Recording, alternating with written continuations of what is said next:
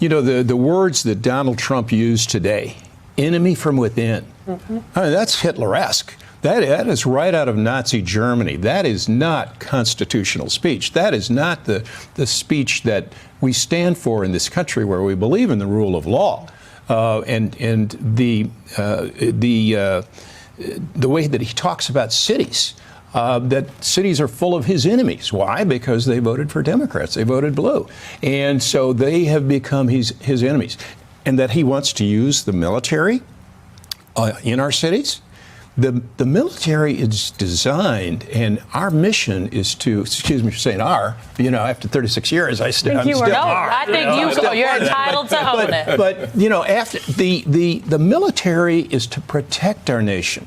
The military is not to police our nation. And his misuse of the military breaches the very trust that the military has in our civilian leadership. And as for Secretary of Defense Hegseth, the problem he has is that he is completely incompetent. The military and the men and women who were present in that auditorium, whether they were the senior enlisted advisors, 1-star, 2-star, 3-star, we value competency. That's what we value. He has not earned his spurs. He has zero experience. He's got great hair. I wish I had his hair.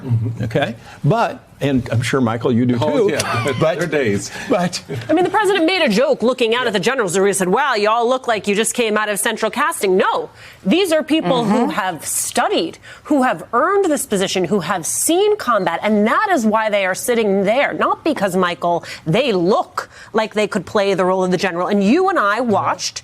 We had all three of us a lot of the same thoughts. But the number one thought that came to us was, what are these people thinking? Yeah, for me, it was a stunning display. I mean, starting with Hegseth and the way he approached the conversation, General Hertling was one that I just kind of had to catch my breath, because I'm listening to this man who served in the uniform and, talk to these men and women who are leaders of our military. You're very familiar with the phrase crossing the Rubicon. And what that means. Well, today we watched the Rubicon get blowed up.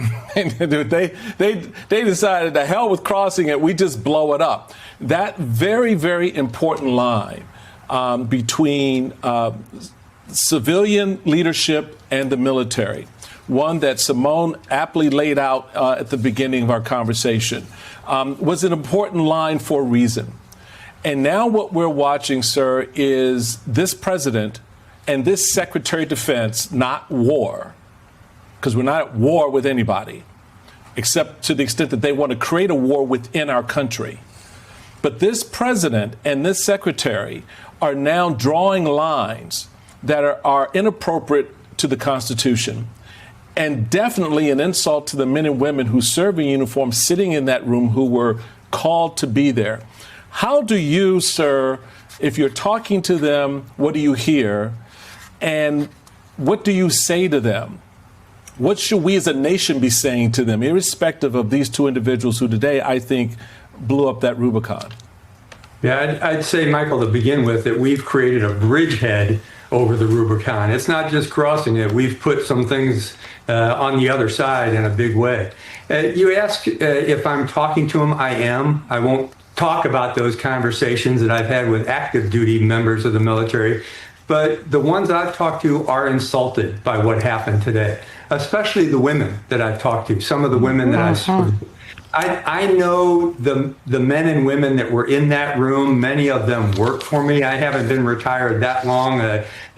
Some of those 3- and 4-star generals were colonels and lieutenant colonels with me in different units. So I know them, and I know the strength of their character, the worth of them as human beings and as leaders. And what we saw today were two very different kinds of presentations, one by Secretary Hegseth, the other one by the president. One was insulting and demeaning, and violated every kind of leadership principle that you can imagine. There's one specific important principle, is that you praise in public and you discipline in private.